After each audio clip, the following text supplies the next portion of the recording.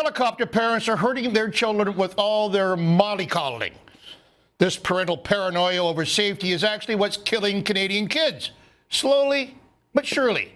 Remember the good old days when you were growing up, when your local streets were filled with frolicking kids, playing road hockey, hopscotch, tag, having water balloon fights, playing football, or simply making up their own games in the great outdoors? Well, the kids who enjoyed those freedoms have grown up to be a bunch of worrywarts in a desperate bid to prevent every scratch and bruise. Kids now spend an average of 7 hours and 48 minutes per day, staring at a screen of some sort, be it a computer, a TV, a video game, or the assorted gizmos. This is all according to Participaction's Active Healthy Kids report card. Here's some other bullets from their report. 46% of kids get 3 hours or less of active play per week. Kids are less active on weekends than on weekdays. Parents, are you listening? Only 35% of kids aged 10 to 16 years walk or ride their bikes to school. Kids aged 6 to 19 spend 63% of their free time on weekends after school sedentary. 92% of kids in their survey would rather play with friends than watch TV, but parents are letting them. 82% of parents say it's because of safety concerns. No wonder obesity has become such a big problem in our kids. No one knows this better than our next guest, Marci Warhaft-Nadler, author of Fit versus Fiction, and soon to be author of Do I Look Fat in These Diapers? Marci, before we chat about these paranoid parents, tell us about your upcoming book, because I love the title, Fat in These Diapers. Well, basically, it just shows you how body image issues and eating disorders are becoming a big issue for boys and girls as young as 5 years old, and there isn't a lot of information out there for parents of very young kids. So Do I Look Fat in These Diapers is a family's guide to body image. And what it does is it offers tips and activities and really answers to the questions that we're going to be answering for kids from birth up until teenhood. Okay. Now, the helicopter parent generation is really committing some sins against their own children, are they not? Yeah, you know what? I have to tell you, nobody would accuse me of being too lenient with my kids, especially my kids. But I have to tell you, I find it really, it's sad and it's kind of misguided to overprotect, because there's a difference between protecting and then stifling our kids' ability to grow into healthy human beings. I mean, kids need to play outside. Bottom line, they need it for their physical well-being, they need it for their emotional well-being, and their psychological well-being. And I think that what's sad is as parents, if we let our fear of bad things keep our kids from experiencing the good things, then we're really robbing them of a happy childhood. And I think, especially if you take just the physical side of it first, kids have to fall down, right? All of us do, figuratively and literally. You have to fall down in order to learn that you can pick yourself back up again.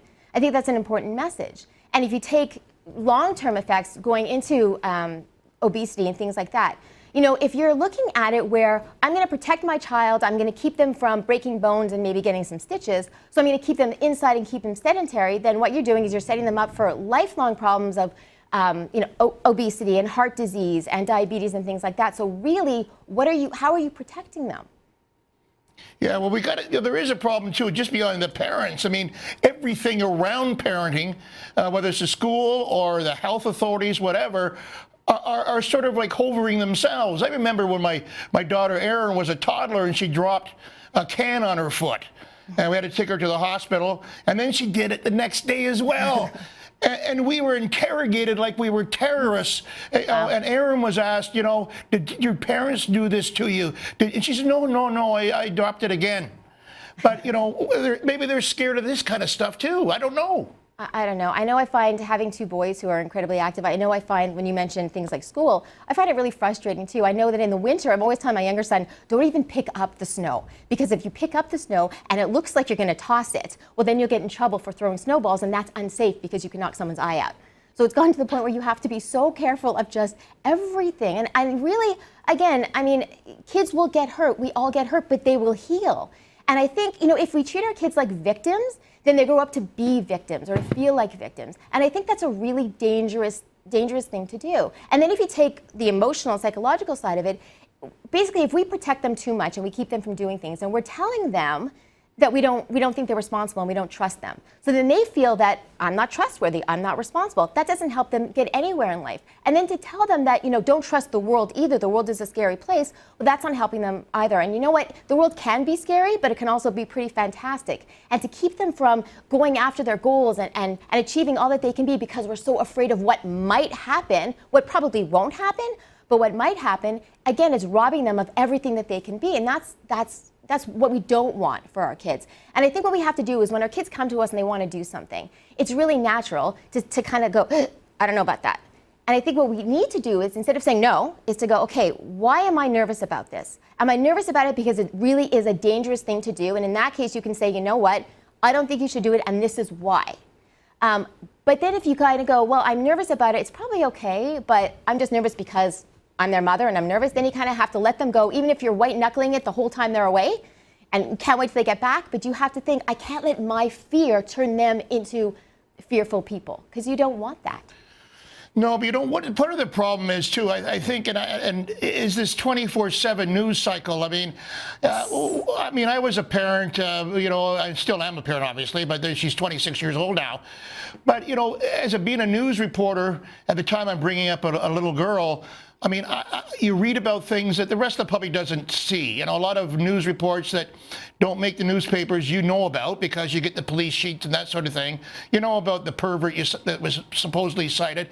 So maybe you get a little bit too guarded. And maybe the 24/7 news cycle's got something to do with this. And all the fear factor reality programs that are out there make parents scared stiff and want to bubble wrap their kids and helicopter over them. Yeah, you know what? I was just actually talking to a criminologist friend of mine yesterday, and he was saying that's the problem. Years ago, somebody would do something, there would be a crime committed, and you'd hear about it on one of the 15 channels, and it would come on the radio. But now there's like 300 channels that you're hearing the same story from. It's on the radio constantly. It's on the internet. You're hearing the same stories being recycled, that it seems like there's so much more crime now than there was back then, but there really isn't. And also, he was saying the whole stranger danger thing. Yes, we've got to teach our kids to be careful of strangers, but really most of the crimes that we're really afraid of happen from people that we know. So to keep your kid inside and to keep them around everyone that they know and not let them go out and see new people really could be kind of counterproductive. And also, by not letting them get out there, you're not teaching them to trust their own instincts. And everybody has to learn how to trust their gut. And if we're constantly telling them what to do and who to be around, then we're stealing that from them. And that is not going to do well for them later on as they get older. They have to learn how to listen to themselves. Yeah, kids are more intuitive than we would give them credit for. Absolutely. They do have a bit of a sixth sense. I know that my daughter Erin was very, very streetwise very early. That had to do with some parenting guidelines as well. But I always said to her, if it feels a little weird, it is. No, absolutely. And again, you go back to the whole thing on what it's doing to their health. I always say this. I find it so unfair. You have everybody. We have every newspaper article. We have everything commercial on TV telling us that our kids are too lazy, right? Our kids are not getting enough exercise, and our kids aren't eating right. And then here, there's so much fear put into us that we're afraid to do that. We're afraid to get them out and exercising, which is just ridiculous. I think fear guides people in the wrong direction all the time. When we have to really learn how to trust a little bit better, because we have to get our kids. We say, again, the statistics, you just said them. Kids have this many hours on TV and this many hours in front of the screen. Okay, well, we need to empower them to feel safe enough to put a helmet on, go on a bike and ride around the block, or whatever. Just go play. And the amazing thing is, you said with instincts, also with kids. You go to any schoolyard, go to any elementary school between 2:30 and 3:30 p.m., and you wait for that bell to ring, and those kids come racing out of school because they don't want to sit still. They want to play. So to keep them from doing that is just a shame. Yeah, that's true. If you just bring them to the house, they're going to sit down in front of their video machine, and that's it for the rest of the time. Thank you very much, Marci. Thank you. I appreciate your guidance and wisdom and coming to us today from Toronto. Thanks, Mark.